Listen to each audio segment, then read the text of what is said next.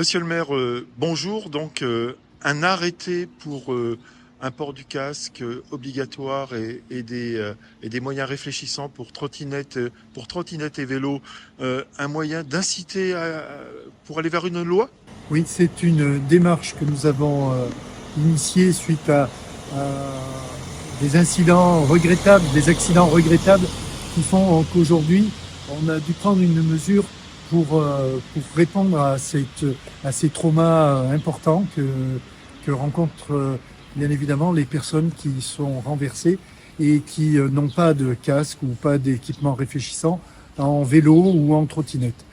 Face à ça, la décision a été prise de prendre un arrêté municipal, donc une portée relativement limitée à la zone géographique, mais envoyer cet arrêté pour dire au ministre de l'Intérieur qu'il y a la nécessité de créer une loi pour justement avoir une portée nationale de ce même texte et surtout avoir une efficacité renouvelée pour justement permettre à la fois la verbalisation, mais aussi la prévention qui doit obligatoirement se dérouler sur ce sujet. Quand j'ai fait la visite des services de l'État, j'ai rencontré à la fois le commandant Chabra et puis le médecin de loi au SAMU, et qui m'ont confirmé qu'ils vivaient quotidiennement des accidents, des interventions où ils rencontraient ce genre de traumatisme lié à ce type d'accident.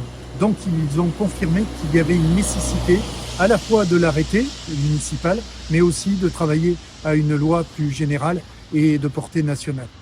Les blessures rencontrées lors des accidents de trottinette peuvent être apparentées à celles rencontrées lors des accidents de moto, malgré une vitesse moins importante.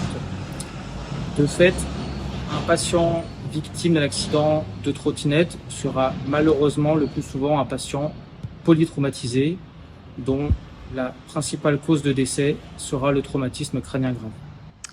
Très bien. Donc, fort des constats que vous venez d'établir, je suppose que vous seriez favorable à un port du casque obligatoire.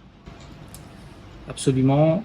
En tant que médecin urgentiste, papa, cycliste, je suis favorable au port du casque obligatoire, ainsi qu'à tout dispositif de sécurité qui pourrait diminuer la mortalité lors de ces accidents.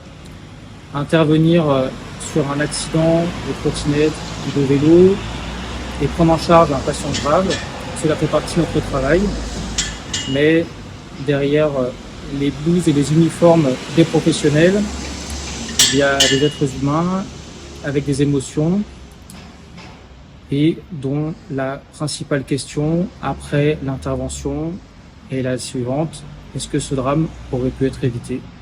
Écoutez, ce que je peux vous dire donc de manière assez factuelle, c'est que les mobilités douces sont en constante augmentation et que, bien sûr, on est amené dans ce cadre-là, à intervenir davantage pour des accidents qui seraient liés à l'usage des vélos ou des trottinettes. Très bien. Et quelles seraient, selon vous, les solutions pour que ces accidents puissent être évités ou de moindre gravité? Écoutez, plusieurs qui seraient assez simples finalement d'arriver à suivre et qu'il conviendrait peut-être à chacun dans le cadre du savoir-vivre ensemble de respecter. Le premier est le code de la route. Parce que je vous dirais que si on respecte davantage le code de la route, les priorités, les stops et les vitesses, la survenue d'accidents sera moindre. Également davantage de visibilité et de protection.